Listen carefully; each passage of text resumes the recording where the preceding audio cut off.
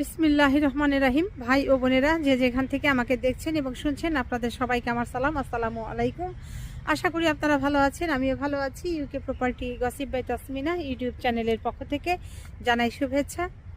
আজ এখন যে বিষয়টি নিয়ে আপনাদের সাথে কথা বলতে চাচ্ছি সেটা হলো যে বাংলাদেশের চিত্রজগতের নায়ক নায়িকাদের অবস্থা খুব খারাপ হয়ে যাচ্ছে। বিশেষ করে এই গত 15-16 বছর আওয়ামী সরকারের সময়ে শেখ হাসিনা শাসনামলে যারা এই শেখ হাসিনার চামচামি করেছেন তাদের অবস্থা এখন দিন যত যাচ্ছে খুব খারাপ হয়ে যাচ্ছে। গণহত্যা করে, ছাত্র হত্যা করে শেখ হাসিনা পালিয়ে চলে গেছে। যত রকমের দুর্নীতি আছে সব কিছুর মহারানী ছিলেন এই শেখ হাসিনা। তো তিনি চলে যাওয়ার পর এক এক করে এই চিত্রজগতের নায়ক নায়িকা যারা শেখ হাসিনাকে খুব বেশি তোষামোদকারী ছিল, তার চামচাগিরি করতো, করে উস্কানিমূলক কথাবার্তা বলতো, তারপর ফেসবুকে তাদের বিভিন্ন রকমের স্ট্যাটাস দিত, যেগুলোতে এই সমাজের কোনো ভালো কিছু হতো না, বরং সমাজের মানুষদের ভেতরে একের সাথে অপরের লাগালাগি, রেষারেষি এগুলো বেড়ে যেত। মোট কথা, এই যে উস্কানিমূলক যে জিনিসগুলো আছে, কথাগুলো আছে, লেখালেখি যেগুলো আছে, বক্তব্য যেগুলো আছে, এগুলো তারা কন্টিনিউয়াসলি প্রচার করে যেত বিভিন্ন সংবাদপত্রের মাধ্যমে, বিভিন্ন টেলিভিশন চ্যানেলের মাধ্যমে।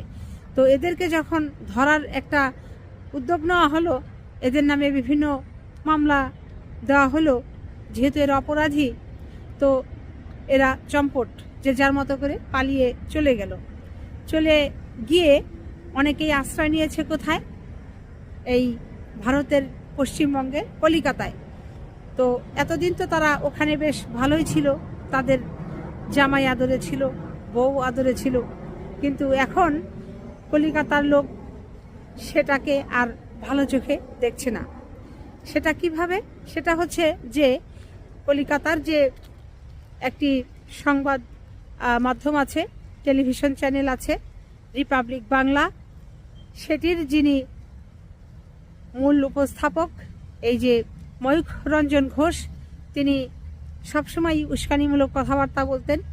বাংলাদেশ সম্পর্কে তিনি উদ্ভট কথাবার্তা বলতেন, নিউজ করতেন, যেগুলো বানোয়াট, মিথ্যা, ভিত্তিহীন। তো এরপর এখন আবার যিনি আছেন স্বর্ণালী, আর এক উপস্থাপিকা, তিনি লেগেছেন এই কলিকাতায় যারা আশ্রয় নিয়ে আছেন বাংলাদেশি আওয়ামী লীগের সিনেমা জগতের নায়ক নায়িকারা, তাদের পেছনে লেগেছেন। সেটা কিভাবে লাগলেন? এই যে 28 জন লোককে যে কাশ্মীরে হত্যা করা হলো, তো সেটির ব্যাপারে কেন কলিকাতায় যারা আশ্রয় নিয়ে আছে, বিশেষ করে জয়া আহসান, তারপর হচ্ছে আরও যারা আছে, এই এর নাম হচ্ছে কি, নায়ক ফেরদৌস, এরা কেন মুখ খুলছেন না?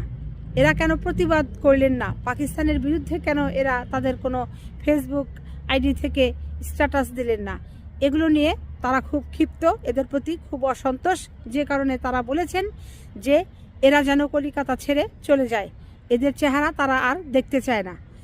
অপরদিকে এই বাংলাদেশের নায়ক নায়িকারা কলিকাতায় থেকে, কলিকাতায় সিনেমা করে, নাটক করে, এটা ওটা করে অনেক পয়সা কামাচ্ছে এবং সেই অর্থ তারা নাকি বাংলাদেশে পাঠাচ্ছে।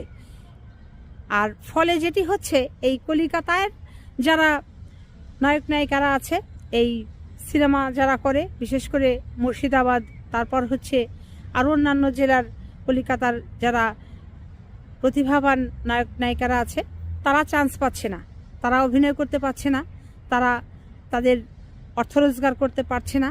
কাজেই এই বাংলাদেশের এই যে নায়ক ফেরদৌস, তারপর হচ্ছে জয়া আহসান, আরও যারা আছে, এদেরকে কলিকাতায় তারা মোটেই চাচ্ছে না।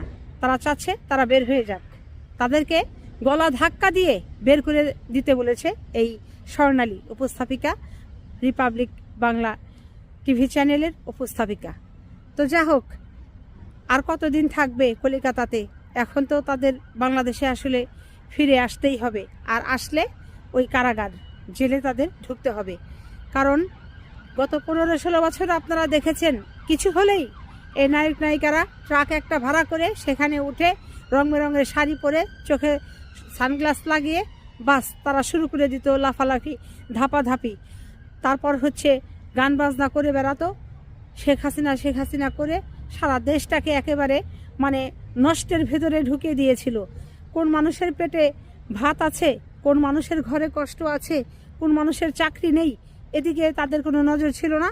তাদের নজর ছিল শুধু একটাই, ওই মুখে সারাক্ষণ শেখ হাসিনা বলে বলে মুখে ফেনা তুলতো এবং তাকে তেল মেরে মেরে চলে কীরকম করে মানুষের অর্থ নিজেদের পকেট করে নিতে হবে, নিজেদের ব্যবসা বাণিজ্য কীভাবে প্রতিষ্ঠিত করবে, দেশের অর্থ কিভাবে বাংলাদেশের বাইরে পাচার করবে, সে দিশে তাদের নিজেদের নামে তাদের ছেলে মেয়েদেরকে পড়ালেখা করাবে, বাড়ি কিনবে, গাড়ি করবে, বিলাসবহুল জীবনযাপন করবে, এগুলোতে তারা ব্যস্ত হয়ে গিয়েছিল, অভ্যস্ত হয়ে গিয়েছিল।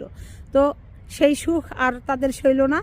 এখন এই যে কলিকাতা থেকে যেটি বললাম, রিপাবলিক বাংলার উপস্থাপিকা স্বর্ণালী যেটি আওয়াজ তুলেছেন যে এদের ঘাড় ধাক্কা দিয়ে লাথি মেরে কলিকাতা থেকে বাংলাদেশে পাঠিয়ে দাও, বের করে দাও। এই হচ্ছে এখন বাংলাদেশের আওয়ামী লীগের নায়ক নায়িকাদের অবস্থা।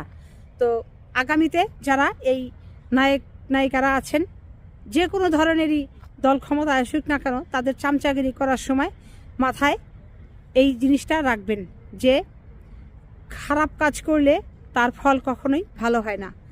সবাই ভালো থাকবেন, সুস্থ থাকবেন এবং আমার জন্য দোয়া করবেন। আমার এই চ্যানেলটিতে লাইক, কমেন্ট, শেয়ার এবং সাবস্ক্রাইব করবেন। আসসালামু আলাইকুম, আল্লাহ হাফেজ।